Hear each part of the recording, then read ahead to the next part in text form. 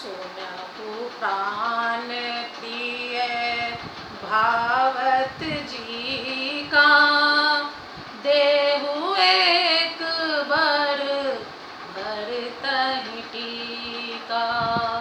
मांगहु दूसर बर कर जोरी, पुरवहु नाथ मनोरथ मोरी। तापस बेस विशेष उदासी, 14 बरिस राम बनवासी।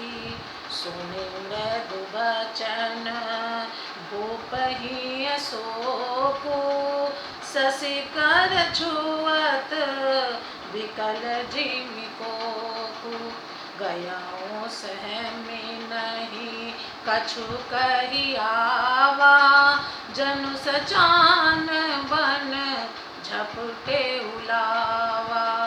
विवरण भयहु निपटे नर पालू, दामिनी हनेहु मनहु तरुतालू। माथे हाथ मूंद दो लोचन, तनु धरि सोच लाग जन सोचन। मोर मनोरथ सुर तरु फूला, फरत करनी जिमि हतेउ समूला। अवध उजारी किनके केई, दीन सियाचल विपति के नेई। कवने अवसर का भयो गयहु नारी विश्वास, जोग सिद्ध फल समय जिमि जतहि अविद्या नाश। वह बोली, हे प्राण प्यारे सुनिए, मेरे मन को भाने वाला एक वर तो दीजिए, भरत को राज तिलक, और हे नाथ दूसरा वर भी मैं हाथ जोड़कर मांगती हूँ, मेरा मनोरथ पूरा कीजिए। तपस्वियों के वेश में विशेष उदासीन भाव से, राज्य और कुटुंब आदि की ओर से भली भांति उदासीन होकर, विरक्त मुनियों की भांति राम 14 वर्ष तक वन में निवास करें। कैकेयी के कोमल विनय युक्त वचन सुनकर राजा के हृदय में ऐसा शोक हुआ, जैसे चंद्रमा की किरणों के स्पर्श से चकवा विकल हो जाता है। राजा सहम गए, उनसे कुछ कहते न बना, मानो बाज वन में बटेर पर झपटा हो। राजा का रंग बिल्कुल उड़ गया, मानो ताड़ के पेड़ को बिजली ने मारा हो। जैसे ताड़ के पेड़ पर बिजली गिरने से वह झुलसकर बदरंगा हो जाता है, वही हाल राजा का हुआ। माथे पर हाथ रखकर दोनों नेत्र बंद करके राजा ऐसे सोच करने लगे, मानो साक्षात सोच ही शरीर धारण कर सोच कर रहा हो। वे सोचते हैं, हाय मेरा मनोरथ रूपी कल्प वृक्ष फूल चुका था, परंतु फलते समय कैकेयी ने हथिनी की तरह उसे जड़ समेत उखाड़कर नष्ट कर डाला। कैकेयी ने अयोध्या को उजाड़ कर दिया, विपत्ति की अचल सुदृढ़ नींव डाल दी।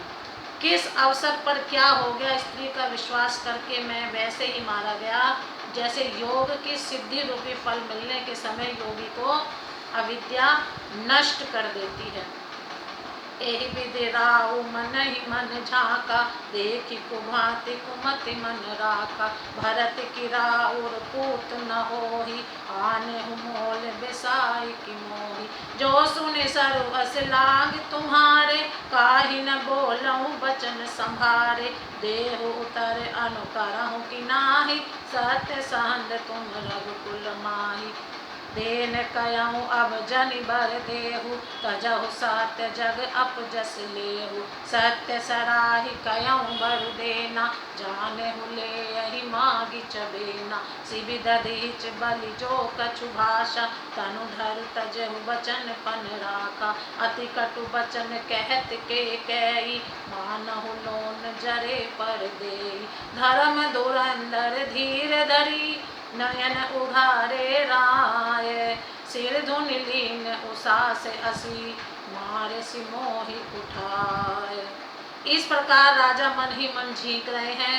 राजा का ऐसा बुरा हाल देखकर दुर्बुद्धि कैकेयी मन में बुरी तरह से क्रोधित हुई और बोली, क्या भरत आपके पुत्र नहीं हैं? क्या मुझे आप दाम देकर खरीद कर लाए हैं? क्या मैं आपकी विवाहिता पत्नी नहीं हूँ, जो मेरा वचन सुनते ही आपको बाण सा लगा, तो आप सोच समझकर बात क्यों नहीं कहते? उत्तर दीजिए, हाँ कीजिए, नहीं तो ना ही कर दीजिए। आप रघुवंश में सत्य प्रतिज्ञा वाले प्रसिद्ध हैं। आपने ही वर देने को कहा था, अब भले ही ना दीजिए, सत्य को छोड़ दीजिए और जगत में अपयश लीजिए। सत्य की बड़ी सराहना करके वर देने को कहा था, समझा था कि यह चबेना ही मांग लेगी।